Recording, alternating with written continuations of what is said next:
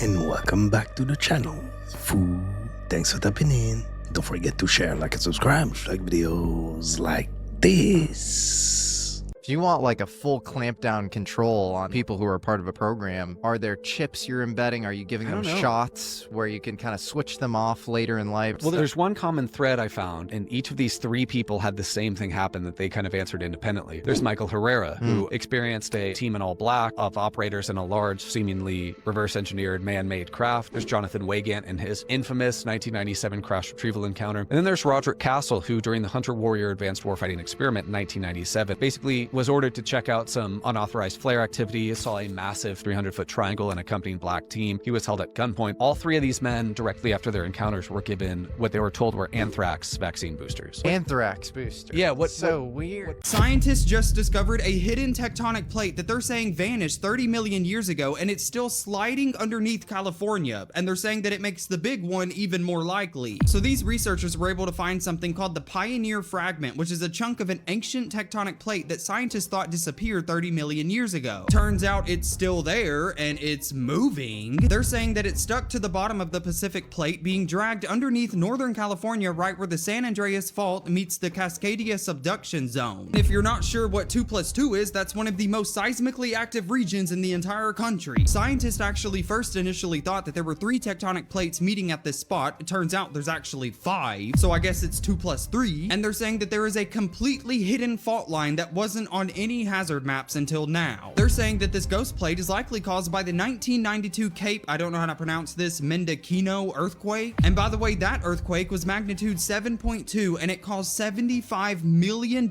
in damage. And basically the point of that is that researchers are now saying that it makes a magnitude 9+ megaquake way more likely. The lead scientist on this is comparing it to an iceberg. He's saying that you can see a little bit at the surface, but you have to understand what's underneath to get the full picture.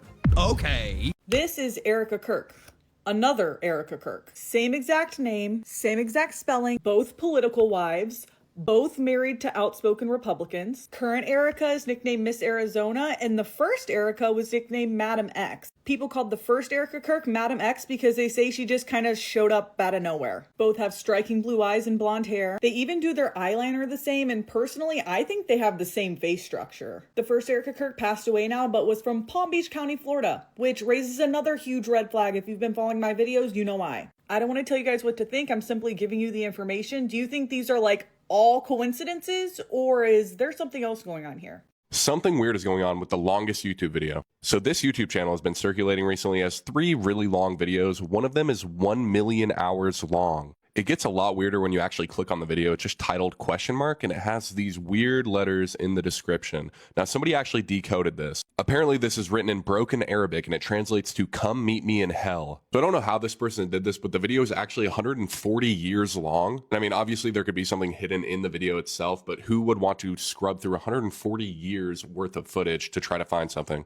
And it doesn't even stop there. There's more weird shit about this channel. So first of all, in the channel description, we have a web archive link, which obviously brings us to the Wayback Machine, and it is a 5,000 video long playlist. And even though this is the Wayback Machine, this is going to January 13th. That's only 3 days ago, and this is active. They're being posted 1 day ago. That's still not it. If you go to the About section of the channel, it says it's based in North Korea.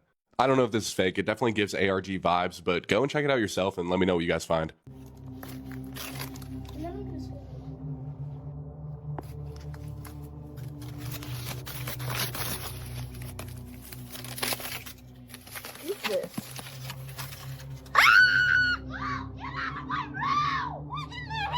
That's the boiled one.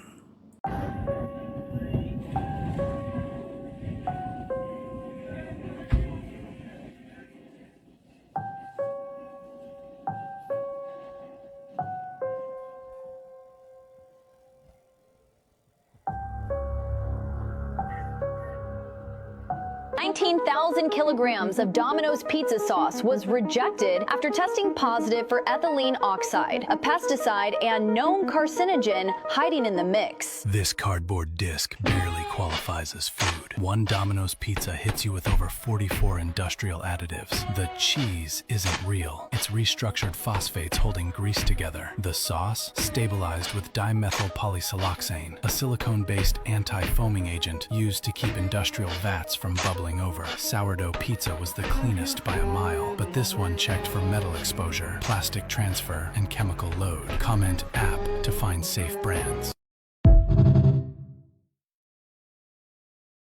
A movie that I thought did Witchcraft really well. Weapons fucking killed that shit. What makes it done right? The way that Aunt Gladys works Witchcraft is 100% the way magic can be worked. And the thing that really made me do a double take is she uses that specific tree, right? And I'm like, man, that really looks like a blackthorn tree. Very, very intimately linked with the practice of witchcraft. And I'm watching the way she's piercing her hands with it, getting her blood on it, wrapping it with string. And I'm like, whoever has written this movie did their fucking research, because this is it. And I found an interview with the director, and he was like, oh no, I just made it up. Lying ass. Yeah, what the fuck, man? Own up. Who's the witch on your staff, man?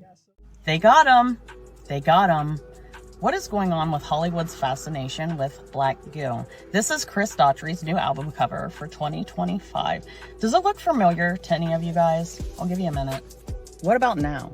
See, Venom wasn't just an alien symbiote, he was also a parasite. With Venom being a symbiote and a parasite, he is not only able to take over the host, he is able to emotionally connect with the host as well. Meaning the parasite could take over at any moment it pleases. Also making it an entity that's really, really hard to get rid of. Very strange, but we've seen it in music videos, tons of movies, and even maternity photos. Some artists like Lady Gaga just bask in it. Are some of these celebrities entangled with an entity that they can't get rid of? To me, it's kind of crazy how no one is noticing that Chris Daughtry went from this to this. You can literally see the darkness, and I'm not talking about the eyeliner. I also noticed that there is a blackout tattoo trend happening in Hollywood, which Chris's tattoo kind of reminds me of MGK, just with a different style. And what is up with the symbolism? I'm seeing a lot of you letting your kids do this in pictures recently, but do you know what it actually represents?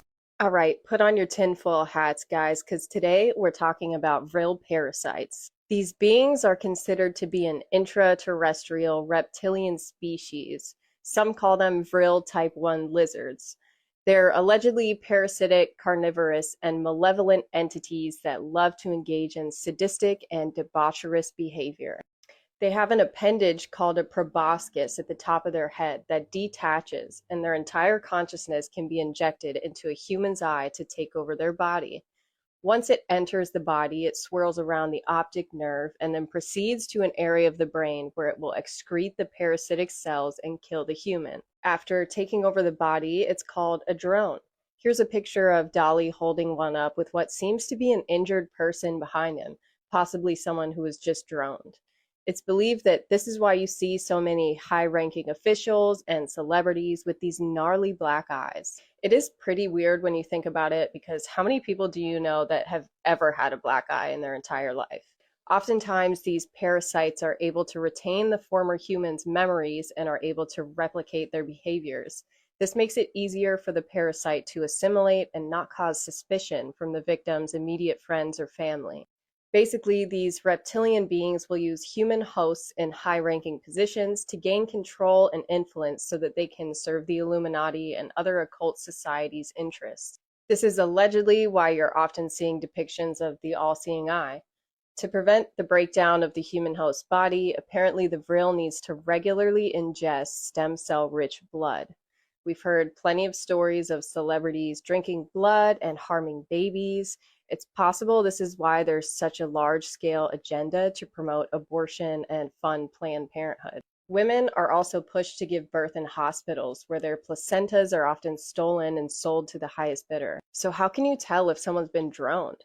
Aside from the very blatant black eye, followed by around 2 weeks of sickness, a lot of drones lose their hair early in life, male and female.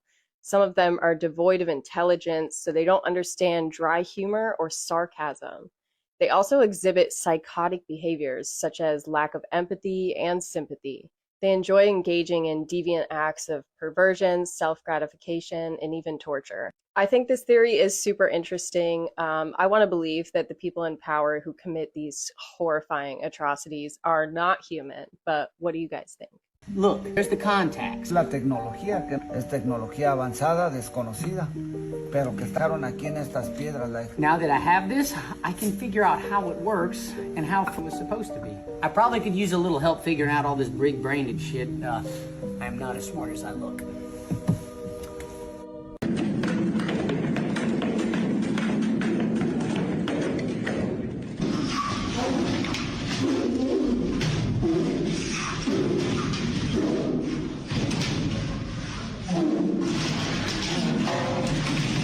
That's not art. That's my nephew when I don't let him watch Cocomelon.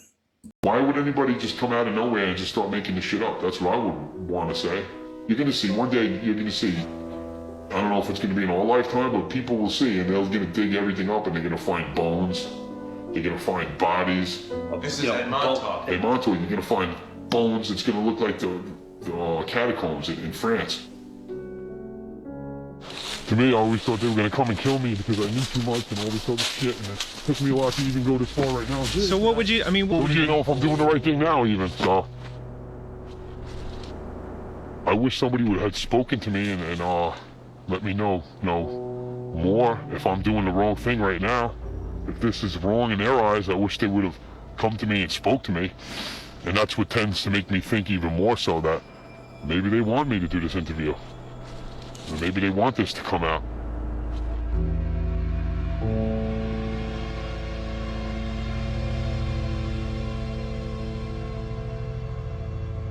If there are secrets that lurk beneath the soil of Camp Hero, they were never intended to be easily revealed.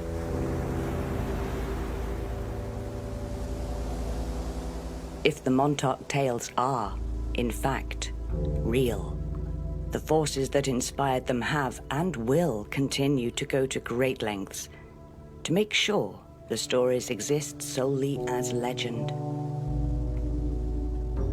A legend that's designed to conceal the truth.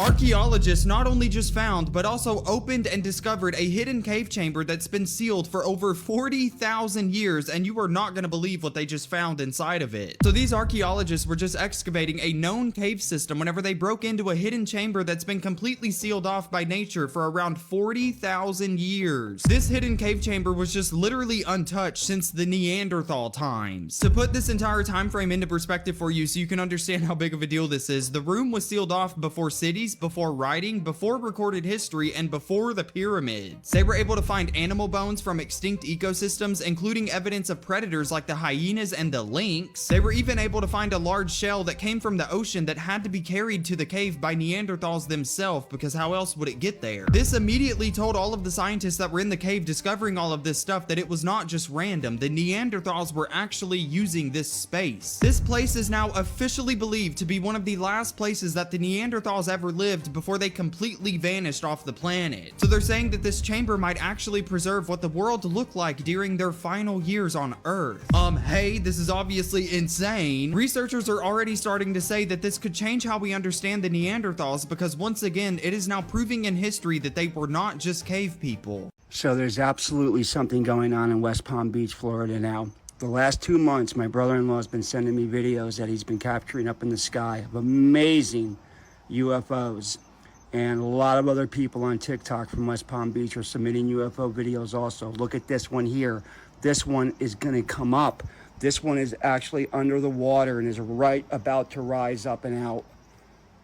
So he kept videoing, he says, and then he briefly stopped for a second and he said both of them were gone together. They both like zoomed out, gone, blinked out together. Who received the revelation of the flood? Everyone says Noah. No. Enoch received the revelation of the flood. Noah was told to build the ark, but Enoch received the revelation of the flood and told his descendants that the flood was coming. When would the flood come? When his son Methuselah died. That was when the flood would come. And guess when the flood ensued? The year Methuselah died. How long did Methuselah live? I think it was 969 years. That's the duration of a centennial, the window of time during which cataclysm will ensue. That's crazy, dude. Okay, but it's more than that. The meaning of Methuselah's name, his death shall bring, that's only one meaning of Methuselah's name. The second meaning of Methuselah's name is the man of the dart, or the man of the arrow. Who is the man of the arrow? The man of the arrow is Sagittarius. It's the sign of Sagittarius on the zodiac, and Sagittarius is a centaur wielding a bow. He's drawing a bow and arrow, and the arrow is pointing at something very important, and this is called the sign of the Suntelia. The sign of the Suntelia happens when you are within this window of time called the Suntelia, when cataclysm is going to befall the earth. We are in a period of time called a Suntelia, and this is a 1,000-year period of time, and this goes back to the ancient Greeks, all the way back to the ancient Egyptians, the ancient Mesopotamians, in which cataclysm will befall within these 1,000 years. And this is based on the zodiac. This is what the zodiac tracks. The ancients knew this. It tracks cataclysm, like civilization ending cataclysm. And I think it's happened many times before in the Earth's past, and we are scheduled.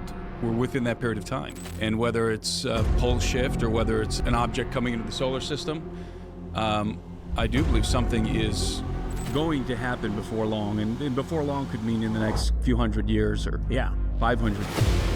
Get my best-selling book, Birthright, in paperback or audio format on Amazon.com. Join the El Barrino Analysis members community and follow me on social media. Oh boy, here we go. He has Dr. Joe White on some of his book covers. He's not a doctor. He's known for his crucifixion reenactments. So it's called Crosstalk. There'd be one night where there's like a bonfire and you nail your sins to the cross and everyone's weeping. These are like 7-year-old kids in some of the camps. He used to like carry the cross and be Jesus. He used a chainsaw or an axe and like cut up a cross, build a cross, and like present the gospel message. It triggered an emotional reaction in a lot of kids. So they were like, yes, I'll accept Christ. Yes, I don't want to go to hell. In my opinion, like kind of an unnecessary way to bring kids to Christianity. He's branded himself as America's expert on teenagers. He's written books like Pure Excitement about teen purity, like very obsessed with purity. I think for someone who's in his mid-70s, it's getting a little creepy. Hey, me and you, 3, 6. Oh, hell no. Who? Me? Yes, you. No, bro. Hell no. What the How much? And how it all started. Celebrities are using liquid crystal technology to be able to shapeshift and change. That's the claim of this YouTuber whose name is Offshoot1008, and he does some amazing painstaking work. His belief is that there is a technology that they use in their hair and they put on their skin, and that essentially allows them, a bit like a chameleon, that's how chameleons are able to change. So it's a real thing. These reptiles are already doing it. So if we took it a step further, why wouldn't a reptilian race have the ability to shapeshift as well using this liquid crystal technology? And if you can see in his videos, if you want to go ahead, take a look, is on YouTube, you can actually see when he slows it down, you can see the eyes change when they open their mouth, weird anomalies. Now this is a really good, I just wanted to pick up on this one and let you know about this guy on YouTube in case you weren't aware, because it seems a lot of people are interested in the anomaly of so many celebrities looking alike and glitching. What the hell?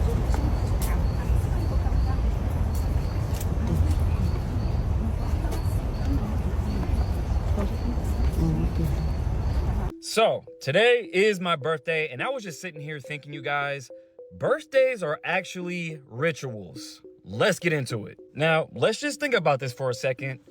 We all gather in a circle, and we cut off the lights and light candles and chant, "Happy birthday to you. Happy birthday." That's a ritual. Now, the definition of a ritual, you guys, is a structured, repeated, or prescribed sequence of actions, behaviors, words, or gestures performed in a specific order, often with symbolic meaning. And let's not forget, you only technically have one birthday. You're birthed one time. You don't have a birthday every year because you're not born every year. And the reason that they actually do this is because time isn't real at all, because Congress just reintroduced a bill to make daylight savings permanent, which literally shows you time isn't real, you guys. And the reason we have birthdays is to remind us we're a year older, so we actually age and feel like that actual age. Now, since 1582 in America, we use the Gregorian calendar, which was introduced by Pope Gregory. And before that, we were on the Julian calendar, and that calendar was all different. And when we switched it, it actually had a 10-day discrepancy. So when it switched over in 1582, it went from October 4th to October 15th, the next day. Time doesn't exist. Another example, Ethiopia doesn't even have the same timeline as us. They are in 2018 right now, and their new year is, get this, September 11th. Weird. Anyways, for my birthday, I want all you guys to subscribe to my YouTube, The Maverick Approach, but let me know what you guys think about all this down below. Why did Charlie think he was a time traveler? He said, as I showed you in earlier messages, that he was a time traveler and he had to find me. I tell you, I read these messages and I'm going, what is this? What is reality, actually? His death and the manner that they did it changed the world in ways that I don't think we can fully realize. You just cannot pretend that all of this is one big unhappy coincidence. It's entirely plausible, I think, that they knew something about Charlie. And that's why they had him marked and had him monitored and had him likely followed since he was young. And maybe they thought, like the agents think, that if they swarmed him and they stayed with him and they pretended to be his friend, that ultimately they could control Charlie. And for the first time in his life, Charlie peeks his head up and starts to push back. And their solution was, no, just kill him. This is exactly why I charge $375 to unclog a drain that maybe takes me 10 minutes to do. Do you see this shit here? Did you see that red splatter shit on the wall? I don't know what that is. Do you see what's yellow crust built up in the sink? I don't know what that is. Why did this guy just come up behind me like that so close? I don't know why that he did that either.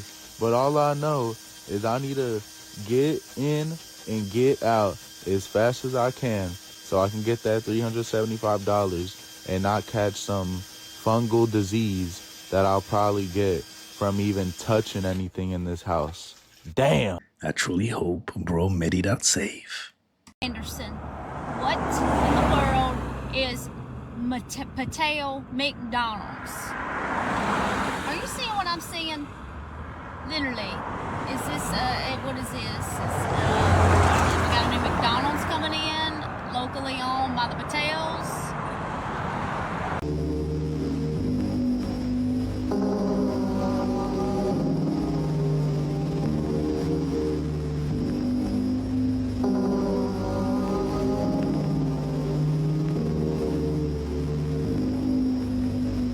That night is whenever things got wild. It's like we released a energy or gave something air, and it lit this whole mountainside where we were at up into a blue aura, and lightning strikes were coming out of the ground. The next thing you know, over there on the top of the mountains where we were doing that project, there was 3 craft that pulled in, and they was like spheres. What are those floating spheres? Bright, shiny looking things. And then 3 more and 3 more pulled up.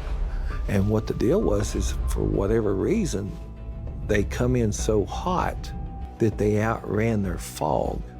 And so once they would park, then they would just blow fog around them and look like clouds.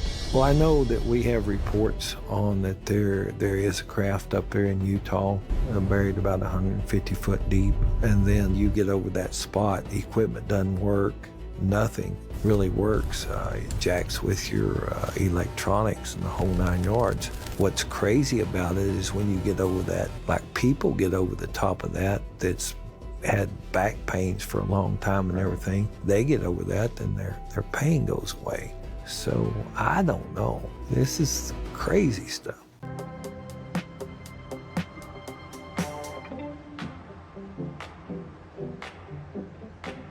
Is that the best lunch ever?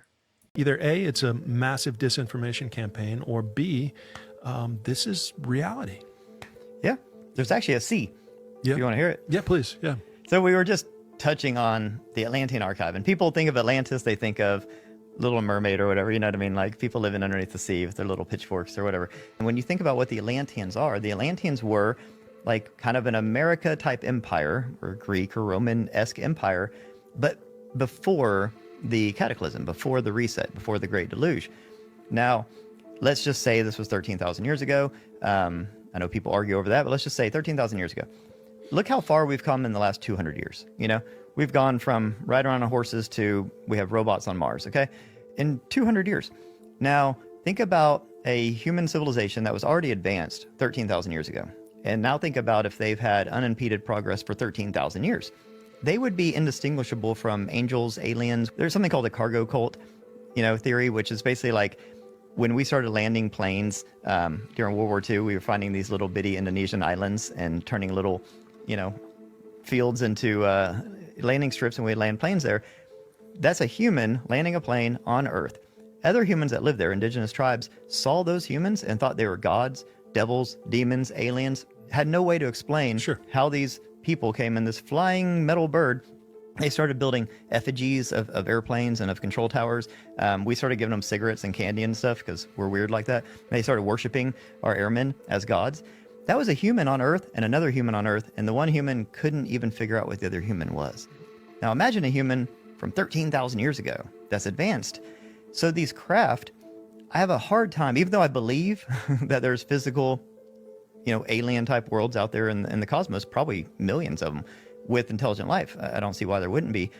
I have a hard time believing they would come here and just kind of look around, and pass off little nonchalant messages of inspiration. Hey, you shouldn't play with the nukes and clean up your environment. That seems bizarre to me, but that's not bizarre if the beings live here and are from here and share an Earth with us, possibly living inside the Earth or whatnot. Of course they don't want us to destroy the place. Of course they would intervene, and they would mess with our nuclear silos, and they would have some sort of a presence here on the surface. They would be interacting, observing, stopping us from doing dumb stuff. That makes a lot of sense. So therefore, those exotic craft and those UFOs and UAPs might not be alien at all. Yeah. I think full disclosure will never come because the biggest thing they're trying to cover up is that, and this goes back to the Day After Roswell book from Colonel Corso. Great book. Back in the 90s. Yeah, great book. And he spilled the beans back then. He was the OG whistleblower saying that they got this exotic technology and started distributing it to private corporations so that they couldn't be FOIA'd. And those private corporations, say you have Corporation A gets exotic material, Corporation B doesn't. Guess which one's going to go and be $1 trillion business? Well, right? It's not rocket science. No, it's not or difficult. maybe it is. But you when you disclose all that, now you're disclosing that. And that's criminal activity. That's lawsuit heaven. That's a whole, So how can they come out now with all of the criminal activity in the lawsuit, the deaths, the unexplainable stuff? I think that's why it looks so messy. When we're watching this disclosure process, it looks so amateurish. Yep. It looks like they don't know what the hell they're doing. Right. Because I think that they throw some stuff out there and then they see the reaction and then they're like, okay, that didn't work. Now throw this out there. Oh, that didn't work. But who is they? Well, I mean, there's obviously, and I hate to use the word, but there's obviously like a quote unquote deep state. There's a government within the government that's privy to all this stuff that is very, very compartmentalized, that knows what's up because this is not new. I think that these craft that are being donated to us are, like I said, like if you want to call them Nordics or whatever, there seem to be these advanced humans that are still earthbound that still play a role in all this. And they seem to be trying to get us to up to par with them so that they can help more, communicate more, or whatever. Maybe they have nefarious actions. I don't know. Maybe it's both. Maybe there's different factions of them, which if they're humans, probably. When have we ever agreed on everything? And nefarious might be a matter of perspective. Yeah. Yeah. I mean, if you're a deer living in the woods and I want to develop there, I'm going to seem pretty nefarious to you. Sure. But that's not the intention. For example, yeah. It's all perspective. Absolutely. So I think that is an element. I think there's a human, an advanced ancient human element that plays a role in all this. There's actually a lot of evidence that there's a time travel component to this because when you create anti-gravitic, craft, being that, space and time are intrinsically linked, there's a good chance that when you manipulate gravity, you manipulate time as well, and these things could be capable of time travel. So therefore, maybe there's some sort of a breakaway civilization that, this has all been theorized, but, back in World War II, discovered this stuff and is able to traverse time, and they're playing a role. They're trying to kind of bring together a past timeline and a future timeline, and that's why there's some favoritism, it seems, like where these craft are crashed. It seems to be pretty convenient. Oh, right outside of this Air Force base in the middle of the desert. You know what I mean? It's like this stuff is happening in a way to where It doesn't seem random. It seems orchestrated. It doesn't seem alien to me. Now, this is not to say there's not aliens. Of course there are. But I think most of what we're seeing here, what Rubio's talking about, and a lot of the stuff that's coming out with disclosure is Earth-made, Earthbound. But maybe not from this time period. That's where most of the evidence is pointing right now. And that's a lot harder to explain to the public than extraterrestrials from Zeta Reticuli. I think that's been conditioned. We're used to looking up at the stars and thinking, there's probably some intelligent life out there. We're not used to thinking maybe ancient humans are super advanced and live inside the Earth and fly UFOs around and actually manipulate our politics. I think that's a lot harder sell. And that's a wrap on this episode, fool. I hope you enjoyed it. If so, don't forget to hit and smash the like button for me, smash the subscribe button, be part of the family. Remember, stay woke, and I'll catch you next time.